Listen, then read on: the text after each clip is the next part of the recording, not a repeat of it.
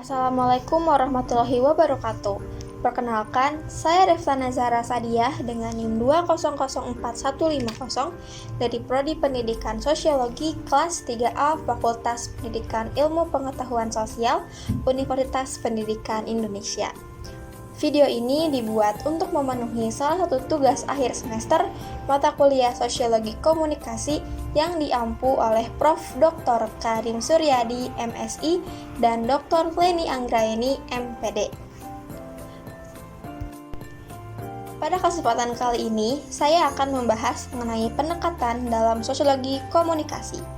Sosiologi komunikasi sendiri melihat bagaimana manusia berinteraksi dengan media, bagaimana efek media sebagai akibat dari interaksi tersebut, dan bagaimana perubahan dan konsekuensi sosial yang ada di masyarakat sebagai akibat dari efek media massa. Jadi, bisa dikatakan bahwa sosiologi komunikasi erat kaitannya dengan interaksi antar individu. Sementara itu, komunikasi sendiri adalah salah satu bagian dari interaksi. Dalam sosiologi komunikasi sendiri terdapat 4 macam pendekatan, yaitu interdisciplinary approach, structural approach, positivisme, dan post-positivisme.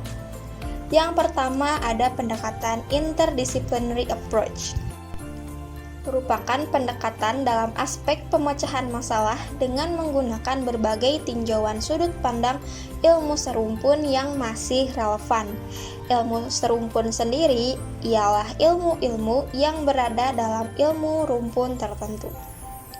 Yang kedua, ada pendekatan structural approach, yang dimana merupakan pendekatan struktural atau cara pencarian data ataupun fakta yang sasarannya tidak hanya ditunjukkan kepada satu unsur sebagai individu, melainkan ditunjukkan pada hubungan antar unsurnya, seperti struktural sosial, sistem pemilu, sistem partai, dan lain sebagainya. Dalam hal lain, pendekatan struktural seperti suatu metode yang mencari fakta yang ditunjukkan kepada individu dan juga sekitarnya.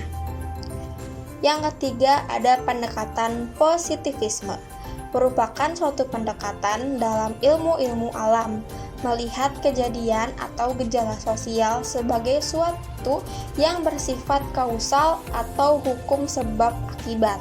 Pada pendekatan ini, data kuantitatif digunakan untuk penelitian ilmu sosial. Dan yang terakhir ada pendekatan post-positivisme.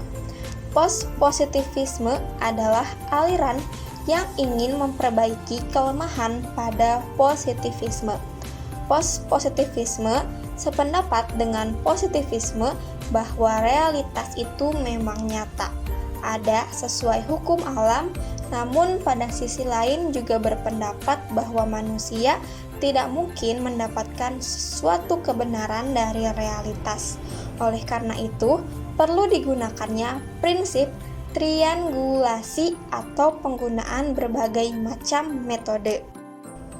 Sosiologi komunikasi melihat bagaimana manusia berinteraksi dengan media, bagaimana efek media sebagai akibat dari interaksi tersebut, dan bagaimana perubahan dan konsekuensi sosial yang ada di masyarakat sebagai akibat dari efek media massa. Dalam sosiologi komunikasi sendiri terdapat 4 macam pendekatan, yaitu interdisciplinary approach, structural approach, positivisme, dan post-positivisme. Sekian yang bisa saya sampaikan pada video kali ini. Semoga video ini bermanfaat bagi teman-teman semua. Saya Devtana Zahra Sadiah, pamit undur diri. Assalamualaikum warahmatullahi wabarakatuh.